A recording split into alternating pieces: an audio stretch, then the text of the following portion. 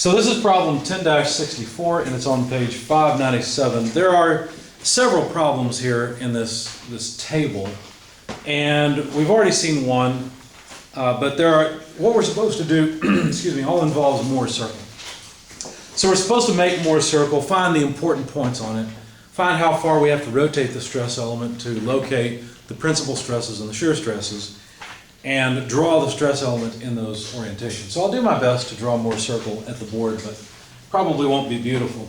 Anyway, what we're given in this particular problem number in the table is just a normal stress on the X face of negative 900 kilopascals, a normal stress on the Y face that is tensile, 600 kilopascals. Of course, that negative 900 indicates compression on the X face. A shear stress on the X face in the Y direction equal to 350 kilopascals, which tends to cause a counterclockwise rotation of the stress element. So as I said, the first thing I like to do is draw the stress element as it is given. So I'm going to draw it. Let's see, I want to leave some space. I know what we'll do. We'll put it right here. We'll put a XY coordinate system in it. And then we'll draw the state of stress. So for example, on the X face, which is over here, there is a normal stress that is compressive equal to negative 900 kilopascals. On the Y face, there is a tensile stress, sigma y, equal to 600 kilopascals. On the X face in the Y direction, there is a shear stress of 350 kilopascals that tends to cause a counterclockwise rotation. So that would be tau xy equal 350 kilopascals. Then we could finish out the rest of it, because you know that there must be equal and opposite stresses on the various faces in order to maintain equilibrium of this stress element. I won't write the numbers for the others. You understand what they are. For example, this one would be, well, I've drawn it wrong, haven't I? Be like that, because it's a compressive stress that goes with sigma x. Okay? In order to make Moore's circle, what we have to do is plot two of the faces. So, for example, I need to plot the X face, and I need to plot the Y face. I don't have to plot the opposite Y face or the opposite X face because they are just redundant. I don't need them. So let's make Moore's circle with, can't put an arrow on the end of an axis. Close enough. So I'm going to note the direction to the right for the horizontal axis is positive normal stress, or in other words, tensile stress. Okay? And because I know where Moore's circle ends up, I'm going to move the vertical axis over just a bit, maybe make it a little bit larger, something like that. So this is shear stress in the clockwise direction. In other words, if I were to plot a point up here, I'm indicating a shear on one of these faces, the X or the Y, that tends to cause a clockwise rotation. So obviously the red face is going to end up in the top. Right? Now, if I have a compressive stress, like on the X face here, then that will be plotted on the left-hand side of the axis, because the left-hand side will be compressive, and the right-hand side of the normal stress will be tensile. So let's start off with a few marks. Let's see. I'm going to put, let's see, how far is that? Say that far will be 600 kilopascals. And you know what? I'm going to be sorry if I do that. Let me move this back just a bit. Maybe something more like this. That's better. And then on the other, that looks like an 8. On the other side, I'll need negative 300, negative 600. How far do we need to go? Negative 900, about there. On the vertical axis, I will try to make a similar scale. 300, 600, 900, I guess. And now let's plot some points. For example, I would like to plot the Y face. We'll do that in red so it matches. Tau yx has what magnitude? 350 kilopascals. It's just clockwise instead of counterclockwise. Sigma y has what magnitude? Tensile 600 kilopascals. So that means 600 kilopascals tension, tall yx 350. Well, there's 300. 350 is about there. Makes sense? On the other hand, or on the other face, the x face, we need negative 900 kilopascals. Well, that's right here. Negative 900 kilopascals of normal stress. And a counterclockwise, so below the axis, 350 kilopascal. And let's see, that comes out there, so I'll want to do something about like that, I think. I don't have a scale on the bottom part, but 300 would be about there, 600 about there. I'm trying to make this 350. I may not have succeeded all that well. Now remember what I said about Mohr's circle. The center of Mohr's circle always lands on the horizontal axis. Let's go ahead, last time I went ahead and drew the circle, let's go ahead and calculate some of the interesting or useful points. For example, let's calculate where the average normal stress ends up. How do we calculate the average normal stress? We get the distance between these points and divide it by 2, right? So let's do that. So the average stress would be 1/2 sigma x plus sigma y. And what would that come out to? Well, let's plug in the numbers and find out. Sigma x is negative 900. Sigma y is 600. 600, 900 is 1500. And I realize I've done something wrong because I should end up, oh, yeah, I added instead of subtracted, of course. Yeah, so negative 300 would be this result, divided by 2 would be negative 150. That's better. So negative 150 kilopascals. So if this is 300, negative 300, then 150 is right about there. So that's where the center of Mohr's circle will be. Matches nicely, doesn't it? So we can see how the diameter of the circle goes just like that. And remember, the radius of the circle is an important quantity as well. As a matter of fact, let's go ahead and calculate this length, the radius of the circle. Remember that for the radius of the circle, all we really do is use a triangle. What triangle is it? Well, it's a right triangle, but it's basically this triangle that we wish to use. Or you could use the one on the left. It doesn't really matter. Take your pick, right? So to calculate the radius, remember the equation goes like this: root 1/2 sigma x less sigma y, quantity to the half power, plus tau xy squared. Okay. So plug in the numbers. Root 1/2 of, let's see, sigma x. Where's sigma x? It's negative 900. Minus sigma y. Where is that? Well, sigma y is 600. Quantity squared. Plus tau xy. What is tau xy? 350. Okay. So here we do get negative 1500. Taking half is 750, square it. So 750 squared plus 350 squared, square root. I see that I'm off the board, hopefully. Why did you draw a square root on the inside of it? Little 1/2 power. Ah, I should have put a square, sorry. I was thinking of the square root sign when I wrote that. Thank you. We have to square it, right? That's what I thought. So that comes out, yeah, thank you for the correction, 827.65 kilopascals. Now what does this number represent? What does the radius of the circle represent? Do you remember? Maximum. The maximum of what? Shear. Tall. Shear, tau. So 827, that's going to end up being right about, oh, there. Notice what I'm doing is I'm putting it directly above the average stress. Okay? And that magnitude is the same on the other side of the axis. So if this is 900, then our point will end up being, oh, right about there. You got to see the circle take shape.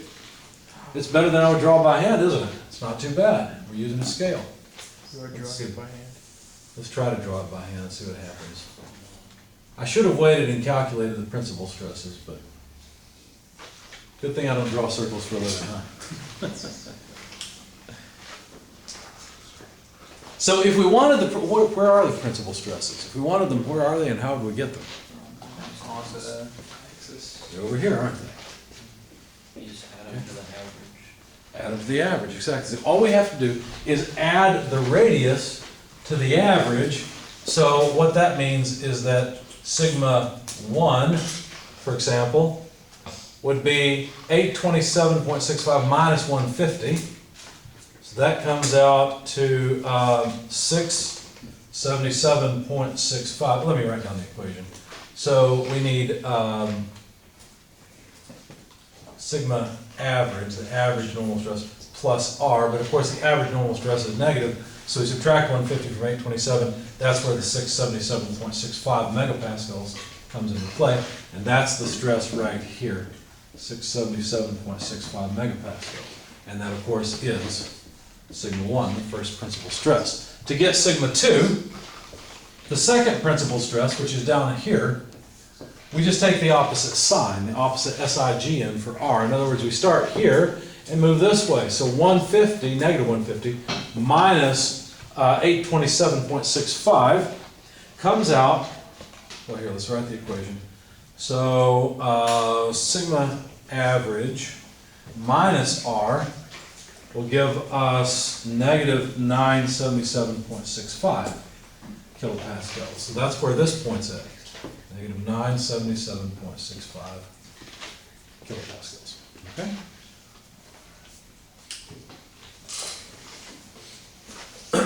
We've completed Moore's circle.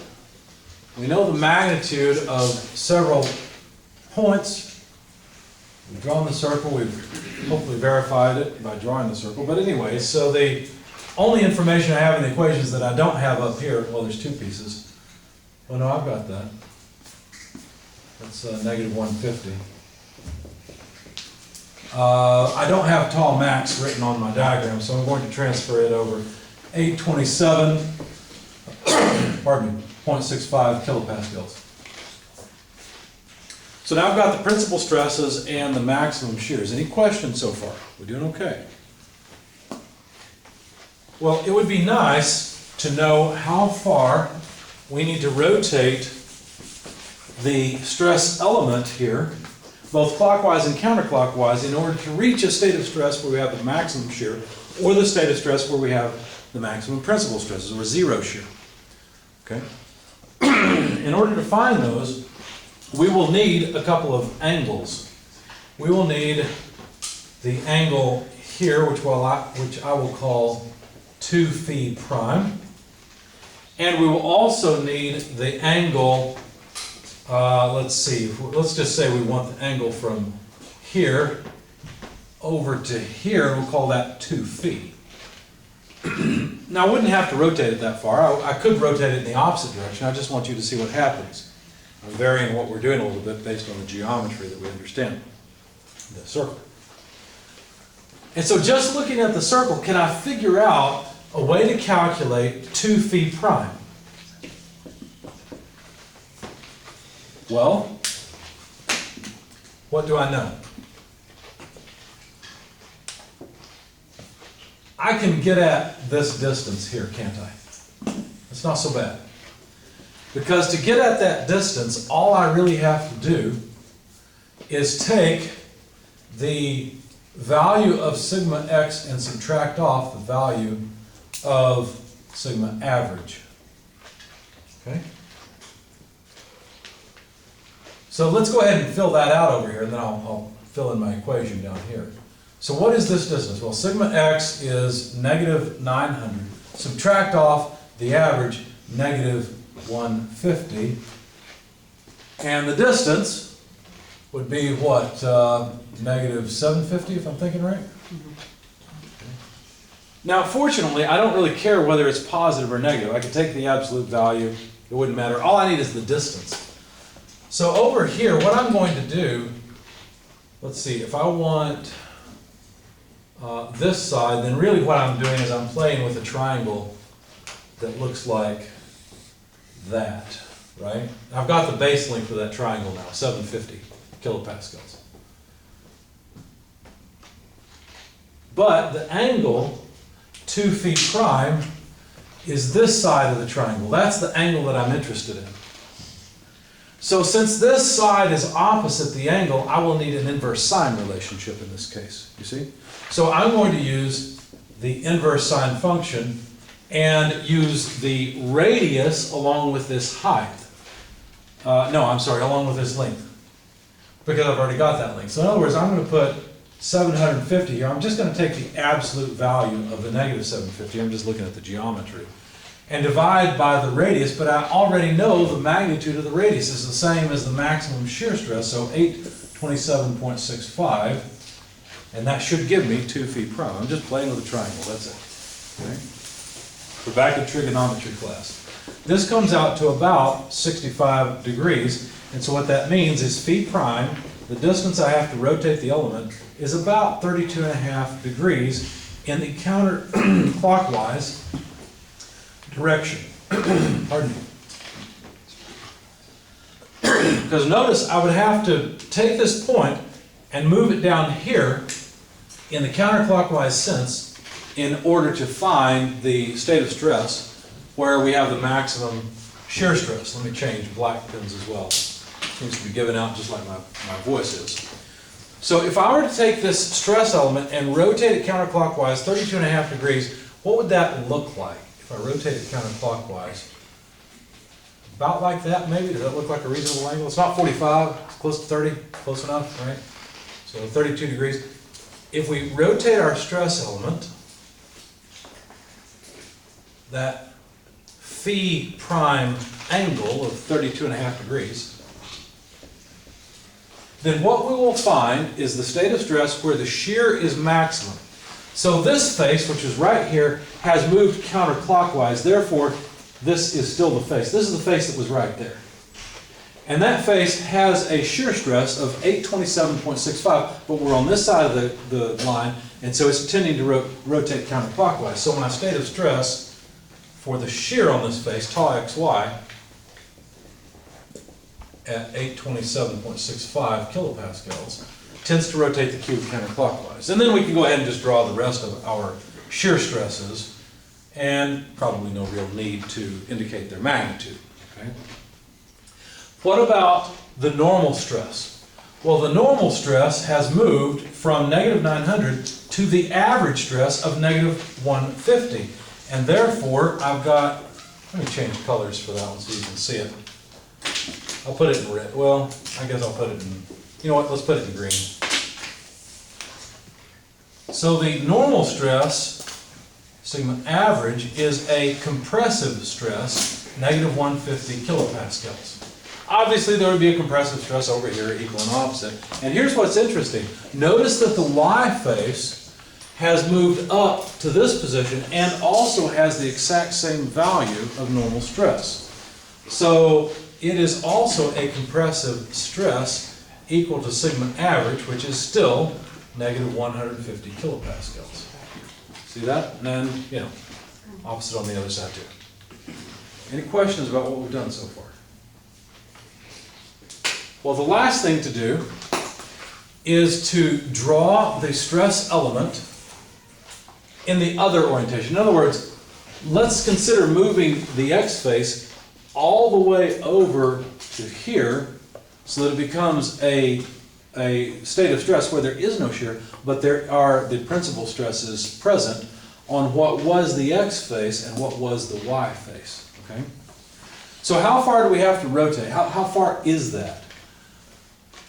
Well, it's 90 degrees here, plus whatever this opposite angle was. So we could go through something like this and calculate the length of this, or this angle on this side, but why do that? We already know this angle. We know that this is a triangle, and so it consists of 180 degrees. So why don't we just take the angle we already know, find this other interior angle, because what was this angle? What was 2 phi? What was 2 phi? 65 degrees. So what would be the other angle over here? Let's just call this gamma if you like. It doesn't really matter. what would be that angle? Wait a second, is that the angle I want? No, that's not the angle I want. I take it back. Let's not calculate column. Actually, all we need to do is rotate that by 2 feet plus 90 degrees, don't we? So, or 2 feet prime. So 2 feet, I keep grabbing the wrong pin. Try one more time. So 2 feet prime plus 90 degrees would give us 2 feet, wouldn't it? So let's do that. That might be easier. So 65 degrees plus 90 degrees would come out to what, 155 degrees? So what that means, since that is 2 phi, then that means phi must be half of that. So what, 50 plus 25, 75, 77.5 degrees? I'm thinking right? Okay, so it takes 77.5 degrees from here to make this X face move to a place where it will experience the maximum normal stress, the principal stress. Now notice 77.5 degrees is not, now, well, wait a second, which way are we going to move it? We're going to move it this way, right? Normally what we would do is we would rotate in the opposite direction. So instead of rotating counterclockwise like we did last time, what we would do is take this and just rotate it the other distance, right? Rotate it clockwise by a smaller dimension or smaller angle. But we just looked at the geometry and decided to rotate it far, so we'll do that. So if we take a reference horizontal axis and consider 77.5 degrees, it looks like to me it'd be about like that. Does that make sense? Roughly 77.5. So then we'll draw our stress element. Okay. And now this face is the face that was the X face before. And it will have what stress? Well, that's the face here that moved over here. So we'll have principal stress 1, which is a tensile stress. Let me put it in green as I did before. A tensile stress equal to sigma 1, and that magnitude is 677.65 kilopascals. What will happen on what was the Y face? Well, the Y face will move from here back to principal stress 2, where it experiences compressive stress, sigma 2, equal to negative 977.65 kilopascals. Obviously we'll have equal and opposite stresses, but that's it. We don't have any shear stress now. Right? We have found a state of stress where all the shear stress is gone and we only have normal stresses. Any questions? What's the implication of this? Like, The implication of this. no, the application, like when do you ever have to... Okay, so if you have imagined a cut in order to calculate stresses, you might say, well, this is a brittle material. It's actually not going to fail at this level of stress. Is there an angle that I could have considered a cut in order to get a higher shear stress? Yes, there is, and here it is. If you had cut it at 32.5 degrees instead, you would have found a shear stress of 827 kilopascals, and your material might fail due to that. You see? So the application is, now you can make an arbitrary cut, calculate simple stresses, and then rotate it to get maximum stresses, and then compare that to your material strength. So that's the application of it. Now, question for you. Why would we ever do this?